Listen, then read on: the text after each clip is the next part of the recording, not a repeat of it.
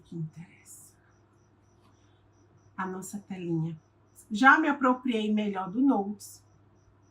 Peguei os pontos fracos dele. Não usava esse bloco, usava outro bloco. Mas eu comprei o pacote da Microsoft. E eu sou daquela. Se eu paguei, como diz, eu estou pagando, eu tenho que usar o que eu paguei.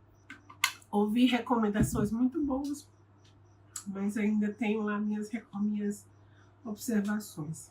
Lembrando que parte dessa aula já foi dada na aula gratuita, tá certo? Mas como a gente tá vendendo o curso, vai ter parte 1, parte 2 da aula 1, para, claro, né, contemplar quem não viu a aula gratuita, e vai ter a parte 2, ok? Vamos lá. Começando aí, galera. Capítulo 1. Primeira coisa, né, que eu queria deixar aí com vocês, que eu acho importantíssimo. Eu fiz aqui um quadro resumo para vocês da... Então, pessoal, continuando aqui. A aula da gente, conforme a gente vai correndo, ela vai aparecer dessa forma aqui para vocês. Eu vou dar aula para vocês, né? E aí a gente vai fazendo esses apontamentos aqui. Deixa eu botar mais aqui para vocês enxergarem melhor. Só para dar uma pincelada para vocês aqui, como é que a gente vai trabalhar hoje. A gente tem... deixa eu abrir aqui para vocês. Vou abrir uma página nova. Na LDB, nós temos do título 1 ao título 9. Então, na LDB nós temos do título 1 ao 9. Nós vamos utilizar todos os títulos? Não, porque a nossa banca, as duas bancas, elas foram claras, porque lá no nosso edital ela diz assim, ó, educação básica, ensino médio. Porém, o ensino médio, ele só vai cair para quem sabidamente, né, vai ter esse cargo. No caso das meninas que vão ser educação polivalente e disciplina polivalente, educação especial também pode ter ensino médio, mas e infantil não tem ensino médio, tá certo?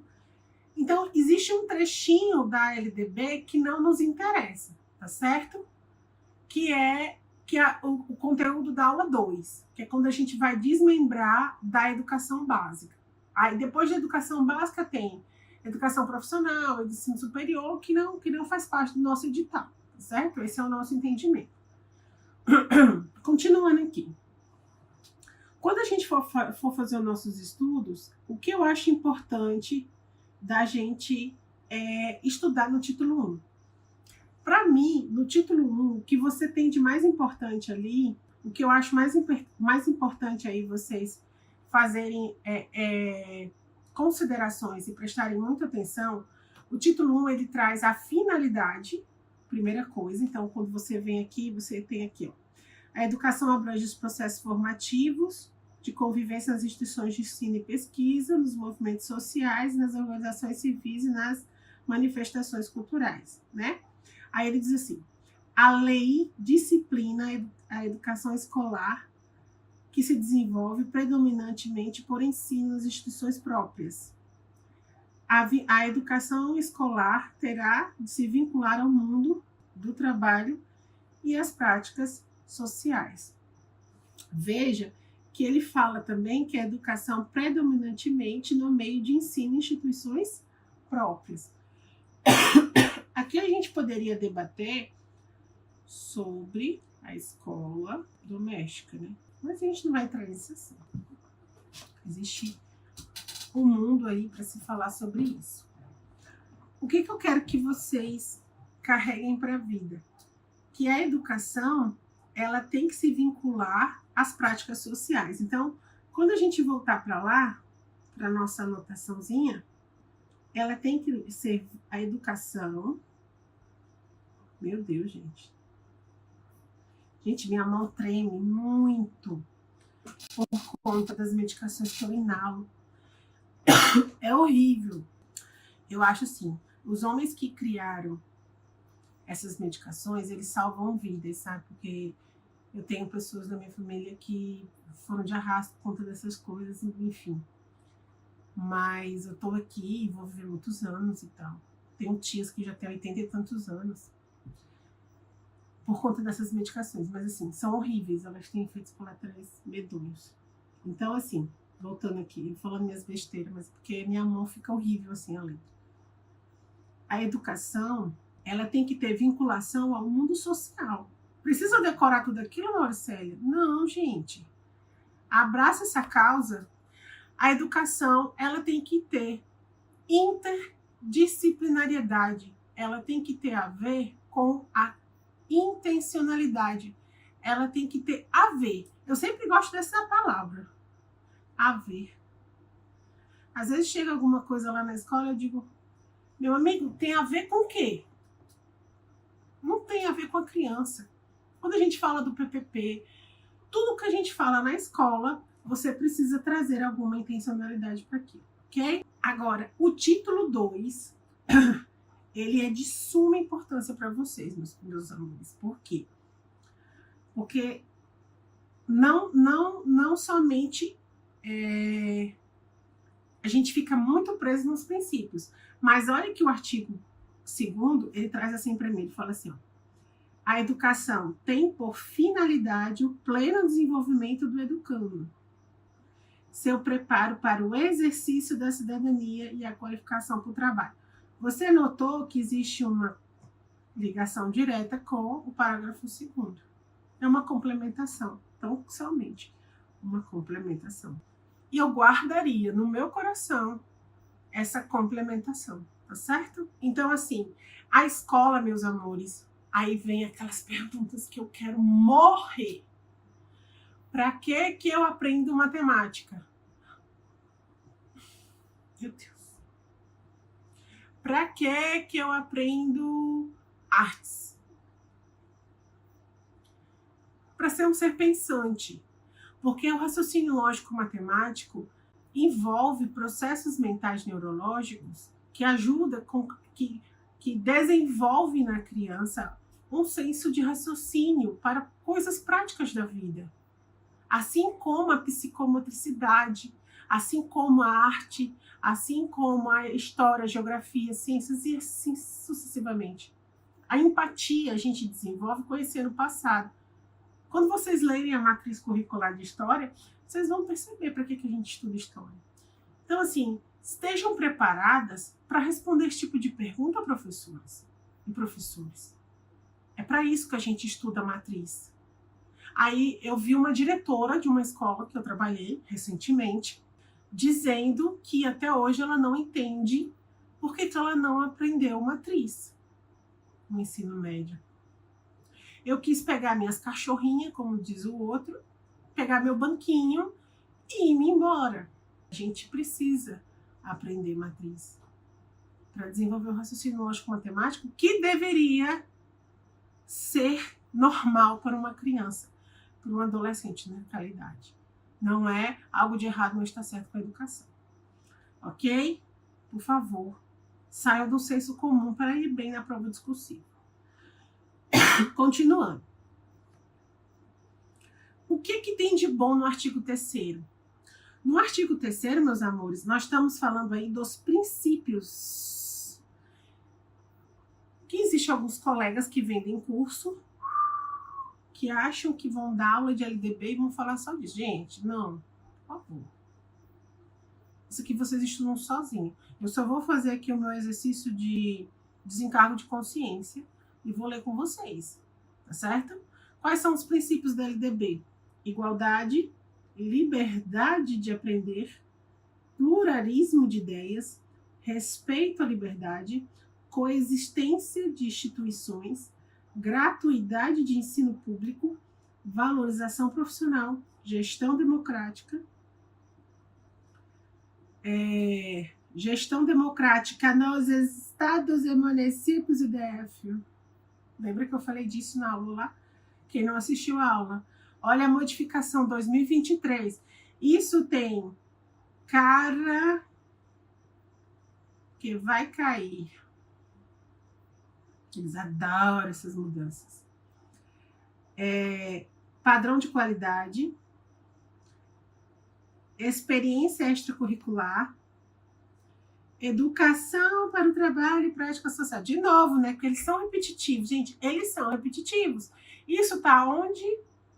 Artigo 2º e parágrafo 2º do artigo 1º. Repetem. Diversidade ético-social, direito à educação e aprendizagem ao longo da vida, diversidade humana, linguística, cultural e etc e tal. Diversidade, gente. E garantias de direito de acesso à informação. Vou bater nisso? Não vou. Mas quando eu vou disponibilizar o resuminho para vocês, eu gosto de sempre, nos meus resuminhos, eu coloco as primeiras palavras. Por quê, meus amores? Porque quando eu estou falando de igualdade, automaticamente eu estou falando de condições, amores. Peraí, deixa eu fazer bonitinho, que essa ficou feia. Não gosto de coisa feia. Eu estou falando de condições, é lógico, né?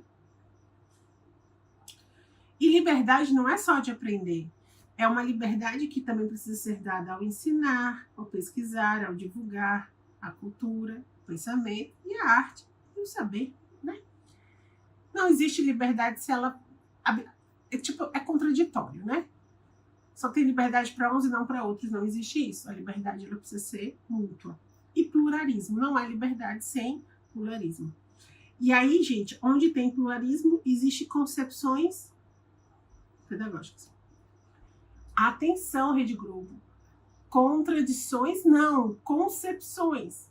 Aí vem uma pessoa e fala assim: Mauricélia, por que você está falando de contradições? Por quê, pessoal? Existem concepções pedagógicas que são contradições ao que a LDB propaga. São contradições ao Plano Nacional de Educação. São contradições ao Plano Nacional de Educação para os Direitos Humanos. E aí, cabe, amores? Não cabe, ok? Então, é qualquer concepção pedagógica, cuidado quando vocês forem responder isso na sua provitas, ok? Não é assim. A única coisa que eu às vezes fico preocupada quando a gente fala de liberdade, liberdade sim, porém ela não pode ter contradições legais, ela não pode vir contra as concepções que estão dentro da lei, ok? E quando eu falo de coexistência entre público e privada, é que uma não compete com a outra, mas sabemos que as concepções são diferentes, ok? E a gestão democrática, gente, guarda para o coração de vocês. Não existe isso. Se é pública, a gestão tem que ser democrática. Mauri, mas lá no meu município, o prefeito é que escolhe o prefeito. Ok, amor, tá errado. A gestão tem que ser democrática. Ok? Salvo pouquíssimas considerações, que aí a gente não vai estudar porque não vai cair na prova de vocês, tá bom? Mas guardem no coração para fazer provitas que a gestão tem que ser democrática. E não é somente na hora da eleição, também. Porque às vezes a escola faz eleição e acaba a democracia ali. Não é assim também, ok? A gente vai falar sobre isso na nossa segunda aula, quando a gente for falar de conselho. E aí, gente, a gente vai lá para o capítulo 2, no capítulo 3, quando a gente fala do direito-dever. Eu gosto sempre de colocar essa dicotomia aqui, ó. É direito/dever. Mauri, por que você coloca direito/dever? Porque, meus amores, não cabe ao Estado pensar, cabe ao Estado executar as políticas em educação. Então, de forma alguma, a gente pode pensar que cabe ao Estado repensar políticas públicas em educação se não for com uma reforma constitucional. entendeu? E a gente vai falar disso lá no final da segunda aula também, tá? Então, vamos lá. O dever do Estado com a educação escolar pública será efetivado mediante garantias de... Pessoal, veja que ele está falando de garantia. Não cabe nenhuma criança fora da escola. É garantido a todas as crianças o ensino fundamental e o acesso na idade própria. Tá certo? Que idade é essa? Obrigatória e gratuita dos 4 aos 17 anos. Como é isso? Pré-escola, ensino fundamental e ensino médio, ok? Lá na frente, quando a gente for falar de educação básica, a gente vai detalhar como é que fica essas idades, tá bom? A progressiva extensão da obrigatoriedade e da gratuidade ao ensino médio. A universalização do ensino médio gratuito, que vocês já sabem que existe, né? Inclusive, hoje a gente conta com um programa muito importante, diga-se de passagem, do governo federal, chama-se Pé de Meia, para garantir a permanência. Porque veja que lá no plano nacional, vocês vão ver comigo, que não cabe só ao Estado, eu dei a educação, tá ali. Não, cabe ao Estado a manter esses alunos na escola, tá bom? A educação infantil gratuita às crianças de até 5 anos de idade. Por que até 5 anos, Mauri? Porque com 6 eles estão aonde, amores? No ensino fundamental, certinho? Então, 4 e 5, eles estão obrigatoriamente na educação infantil, e com 6, eles têm que estar no fundamental, tá bom? Atendimento, e aí eu vou fazer até de azulzinho para vocês guardarem no coração. Atendimento educacional gratuito educando com necessidades especiais, preferencialmente na rede regular de ensino. Aí vamos para o inciso 3º de novo, que foi dada uma redação. O que ele falou aqui, ó? Ele disse que eram os alunos com deficiência, transtornos globais do desenvolvimento. Globais. Autismo, pelo amor de Deus, tire essa palavra do coração. Transtorno, vamos repetir, vocês estão lá em casa agora e vocês estão repetindo comigo. Transtornos globais do desenvolvimento, ok? Não tem só a Maria no mundo, não. Altas habilidades e superdotação. Então, preste atenção, vou fazer de outra cor agora. Vou fazer de laranja. De modo transversal. Como? Eu tenho o meu aluno que é diagnosticado com autismo nível 1. Porém, ele precisa do contraturno, tia. E aí, ele vai ter o contraturno. Ok? Todos os níveis, etapas, modalidades, preferencialmente na rede regular. Lá no superior, ele tem direito. Atendimento em creches e pré-escolas a criança de 0 a 6 anos. Veja que aqui ele guardou a gratuidade para a sua cabeça, né? Acesso público e gratuito ao fundamental e médio aos que não concluíram na idade própria. E aí embaixo ele fala aqui, ó, oferta de educação regular para jovens e adultos com características e modalidades adequadas, garantindo os trabalhadores o acesso à permanência na escola. Parece igual, mas não é. Aqui nós temos duas coisas. Primeiro, o EJA, que todo mundo já conhece. Mas também, gente, não existe só o EJA. Ao aluno que trabalha, por exemplo, eu sou um aluno trabalhador, mas eu posso frequentar o turno matutino da minha escola.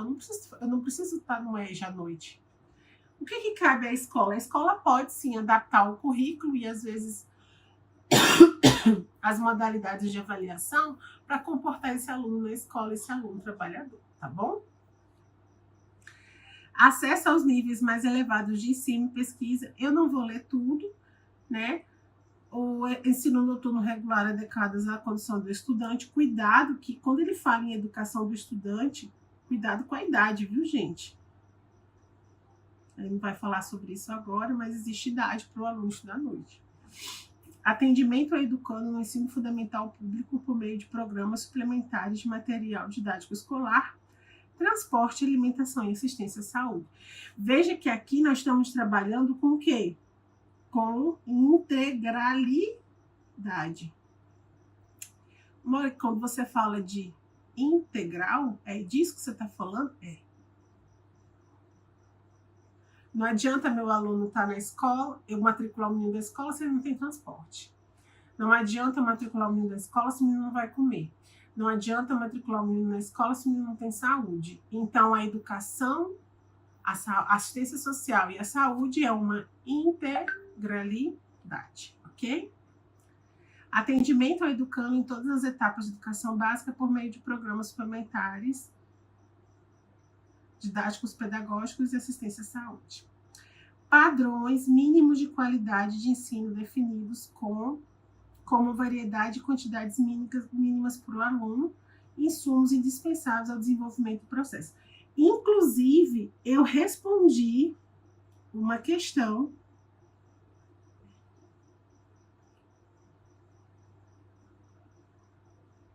disso. E depois eu fiquei, gente, será que eu falei? Será que eu não falei? E não fui rever a aula. Eu gravei. Eu falei com as meninas, eu acho que não foi gravada, foi ao vivo essa que eu respondi. E eu fiquei com essa dúvida se eu tinha feito esse comentário. Isso aqui, pessoal, tudo que vem para a escola é per capita. Per capita não existe, gente. Per capita. Per capita. O que quer dizer? Existe uma quantidade calculada por aluno na escola, ok? Então, existe uma formulação de políticas públicas na qual eles vinculam qual é a quantidade de verba que vai chegar naquela escola por aluno. Então, assim é a merenda, assim é insumo, assim é assistência, por exemplo, para reforma, para manutenção. Então, tudo que a gente recebe na escola é de origem per capita. O cálculo é per capita. É um cálculo justo a princípio, né? Há discussões e eu tenho todas as vênias do mundo a quem discorda comigo e faço questão que vá conhecer minha escola, que eu não vou falar aqui, né? Que é muito antiga. Eu sei que eu não sou uma escola grande, mas o que eu recebo de insumo para manutenção não é suficiente pela idade que a escola tem, né? Eu acho que é um cálculo que precisa ser revisto o quanto antes melhor, porque per capita é complicado. Quando você está numa área carente, as crianças precisam comer mais, porque a quantidade de crianças que vêm sem comer é maior. Então, eu preciso muitas vezes elaborar almoços, que são, na verdade, são lanches, mas a gente prepara almoços para que essas crianças se sintam mais satisfeitas, entendeu? Então, eu tenho minhas... Eu tô só fazendo esse comparativo para vocês entenderem o que é essa questão da per capita. Gente, eu acho que eu escrevi per capita errada. Vou até apagar aqui, depois eu pesquiso. E eu escrevo isso o tempo inteiro. Gente, eu tenho esses lapsos, viu? Eu escrevo isso o tempo todo. Padrões mínimos de... Ai, tá aqui, ó. Tudo isso que eu tô anotando em cima, gente, eu tenho que fazer aqui um adendo para vocês, que embaixo houve uma redação nova, tá certo? Mauri, por que que tá aqui repetido? Porque houve uma redação nova, ok? Se liguem. Qual é a redação certa? A redação de baixo. Eu acho que eu até devia desmarcar. Mas eu quero que vocês fiquem ligadas. Veja que a redação mudou, tá certo? Ó. Padrões mínimos de qualidade definidos com a variação em quantidade mínima por aluno, nada mudou. de insumos indispensáveis ao desenvolvimento do processo adequados à idade e às necessidades específicas de cada estudante. Eles acrescentaram o que, Mauri? Ó.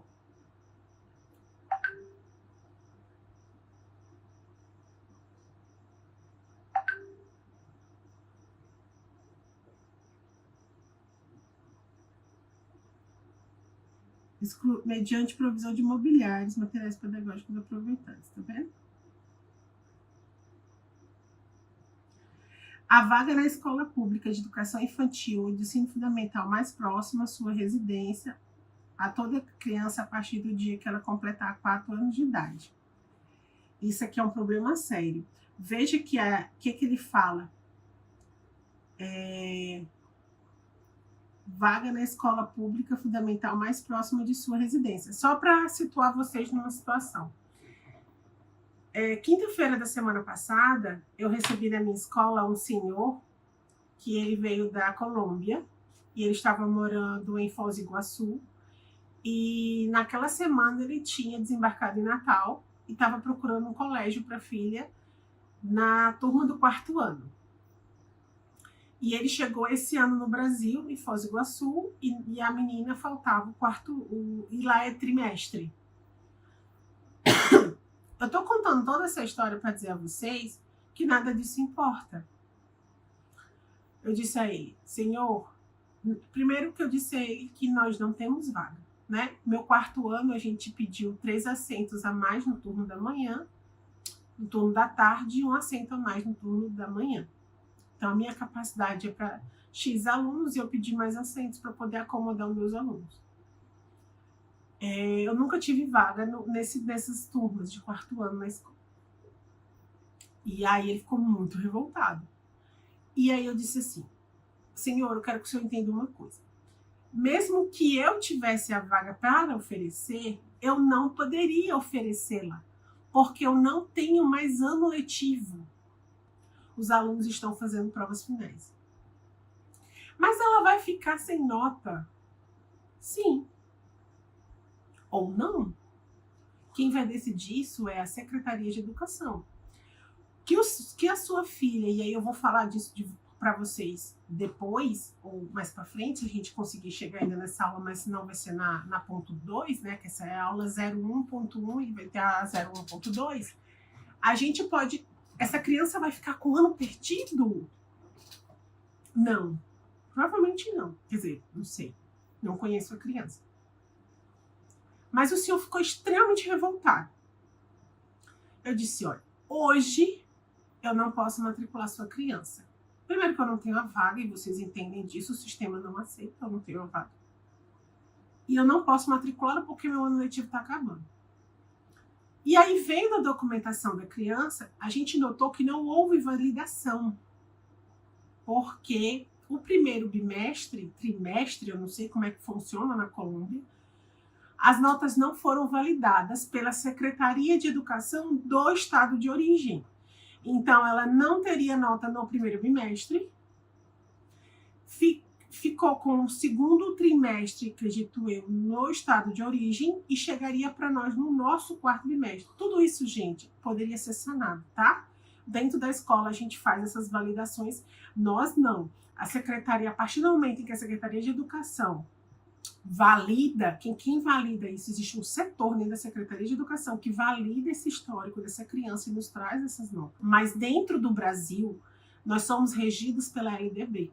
A partir do momento que essa criança está em território nacional, nós podemos fazer essa adaptação. Eu vou ler para vocês, a gente vai estudar isso mais lá para frente.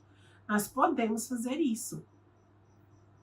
Acontece que o senhor estava tão transtornado que na cabeça dele teria que ser resolvido ali naquele momento. E eu disse, senhor, o senhor vai procurar. E minha secretária ficou assim. Minha secretária, que eu te falo assim, porque ela é secretária da escola e muito minha amiga. Ela ficou assim, tristíssima por ele. Eu disse, senhor, esse ano não tem o que fazer. O senhor vai me procurar o ano que vem. Mas é isso um absurdo na língua dele, ali trocando o portunhol, né? Não pode, porque ela tem... E ele conhecia a LDB. Pega para vocês essa informação, tá? Guarda no core. Ele é um estrangeiro e conhece a LDB. Existe a lei da educação. Eu moro aqui nesse bairro. Ela tem que ser matriculada. Pegou para vocês? Pero não é assim. Não. Primeiro, eu não tenho vaga, senhor. E aqui diz na escola mais próxima. Não necessariamente na minha escola. Então, o senhor vai procurar a Secretaria de Educação. Ela vai abrir um sistema e aberto o sistema, ela vai dizer ao senhor, né, aonde tem a vaga na escola mais próxima. Mas ela vai falar a mesma coisa que eu estou falando para o senhor. Inclusive, ela vai orientar o senhor a procurar um município, porque o ensino deles ainda vai até janeiro. Eles ainda estão com o bimestre aberto, nós não estamos. Entenderam agora? Agora, se o senhor tivesse se acalmado um tiquitito, espero que ele volte, porque estava transtornado. E, gente, aprendam uma coisa. Não toquem tambor para doido. Quando a pessoa está muito estressada, você só faz Só. E quando a pessoa está transtornada, gente, não tem nada que você possa fazer. Você só faz Tem um filósofo que eu gosto muito, que ele fala assim, tenha reações bovinas. E deixa. E se ele quiser voltar, ele volta, né? Quando ele voltar, eu vou dizer assim, vamos fazer o seguinte, meu senhor. Vamos matricular a sua filha no 4º ano. Ai, porque ela perdeu o ano. Barará. Mas, findado o 1º bimestre, eu vou fazer uma aceleração. Vou ver a idade que a sua filha tem, vou ver se ela comporta.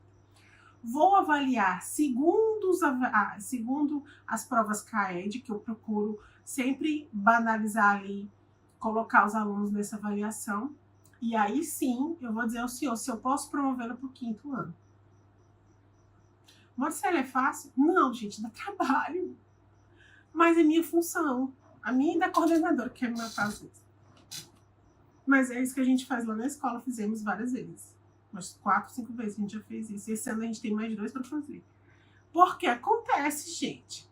Ah, minha família passou por isso, eu perdi o ano. A criança tem possibilidade, tem capacidade. Você vai deixar a criança ficar engessada naquele ano que não pertence a ela? Não, gente. A gente tem a promoção. Tá certo?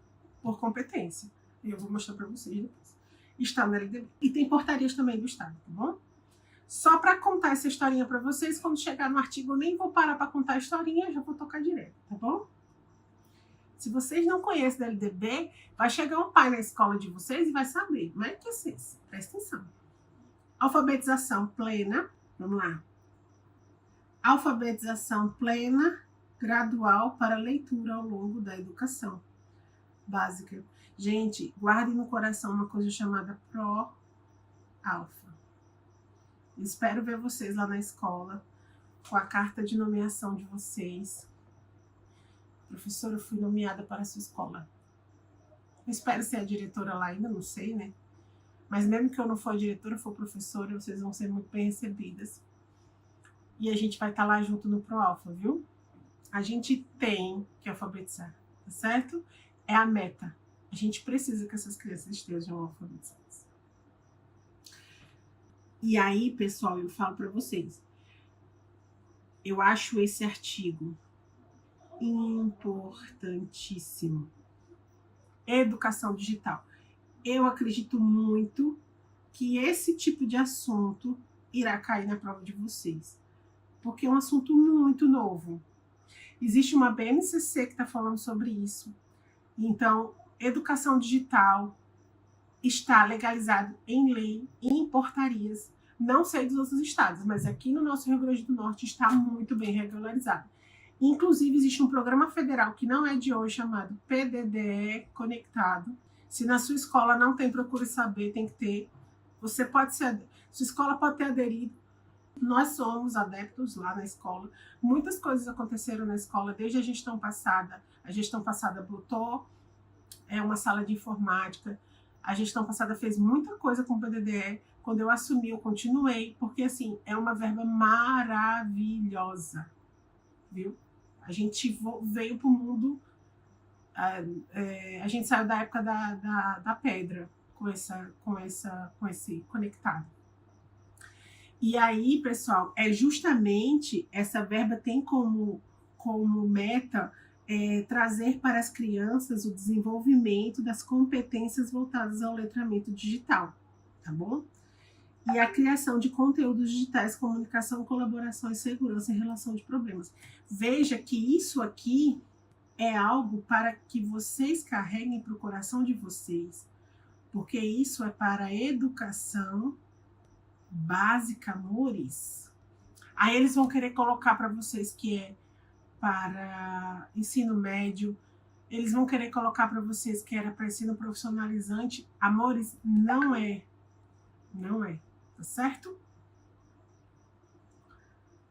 Não é.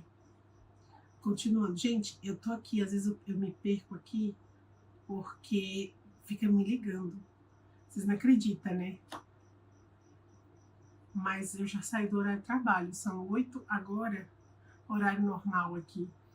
São 8h13. Estão me ligando do trabalho. Eu tô até com medo de saber o que é. Mas eu tô com compromisso e eu vou terminar o compromisso aqui mais 15 minutos com vocês. Depois eu deixo o resto para aula 2, tá certo? Vamos lá. É assegurado o atendimento educacional durante o período de internação do aluno de educação básica internado para tratamento de saúde e regime hospitalar domiciliar prolongado. Isso aqui eu acho que é bem tranquilo, né? Acho que todo mundo já teve uma vivência. A professora sai da escola, ela está vinculada a uma escola, mas faz o atendimento da criança no ambiente hospitalar. Tem pedagogo, tudo direitinho, tá certo? O acesso ao ensino fundamental é direito público subjetivo, podendo qualquer cidadão ou grupo. Gente, isso aqui é quando a gente fala de colaboração entre órgãos e sociedade civil. Então, o Conselho Tutelar oficia a gente sobre vaga. Lógico que sim, a gente oficia o Conselho Tutelar sobre manutenção do aluno na escola.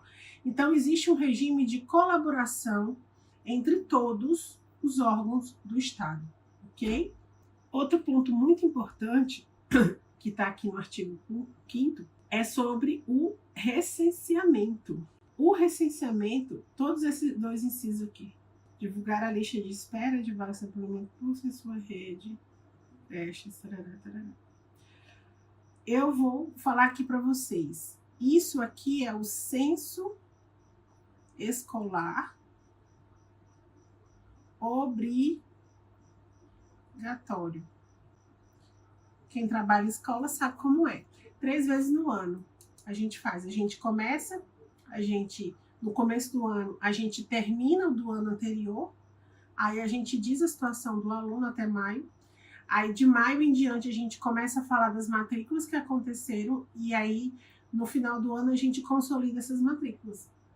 E assim vai de um ano para o outro. Então veja, através disso o governo controla as evasões, controla os professores, a situação de cada professor em cada rede, como é que está a situação das redes. Eles controlam também as ocorrências IAE, tudo, entendeu? Hoje em dia, cada dia que passa, que eu venho acompanhando, o censo está cada vez mais interligado. Então, hoje o censo está interligado com a Receita Federal. Então, veja que ele vem melhorando muito. E aí está aqui, ó, garantir aos pais acesso ao resultado das avaliações de qualidade e rendimento das escolas de ensino. Quando ele está falando isso, gente, é fixar em mural próprio, viu? Então, quando você recebe ali o IDEB da escola, ele precisa ser público. Esse ano eu não recebi. O que eu vou divulgar esse ano é o resultado do CAED, é o resultado do CIMAIS, é isso que eu vou divulgar.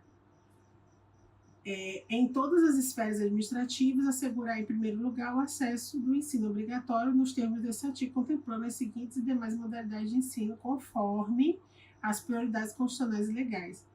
Qualquer das partes mencionadas no caput tem legitimidade para peticionar o judiciário. Então, veja, Como a gente trabalha em regime de colaboração entre órgãos e a sociedade civil, qualquer pessoa, gente, e quando a gente gente está falando da comunidade de forma geral. Qualquer pessoa que chegar na sua escola, ela tem direito a qualquer dessas informações. Marcela, como é que é a informação do censo? Quando termina o censo, quando eles, olha, seu censo está todo certo, eu fecho meu censo, imprimo um extrato. Ele fica numa pasta dentro da secretaria. Eu não imprimo, não coloco no mural, porque o meu mural até é pequeno. Mas qualquer uma das pessoas, Ministério Público, conselho escolar, principalmente, mas conselho comunitário, qualquer pessoa que chegar na escola, Marcelo, eu quero ter acesso ao seu censo escolar. Eu vou mostrar para ela, entendeu? Eu quero saber os resultados das suas provas externas. Eu tenho uma planilha no meu computador, porque como o ano ainda está correndo, eu não fiz o fechamento. Mas eu tenho uma planilha e a pessoa vai sentar e vai ter acesso às informações. Minhas prestações de conta e assim sucessivamente, certo? Essas informações precisam ser públicas. Comprovada a negligência de autoridade competente para garantir o oferecimento de ensino obrigatório, poderá ela ser imputada a crime de responsabilidade. Pode negar vaga, amores? Não pode. Opa, seu censo está errado, amor. Aqui tem que dizer que você tem vaga. E aí tá aqui, o Ministério Público, você sabe muito bem, ele notifica a secretaria e a secretaria nos notifica, né?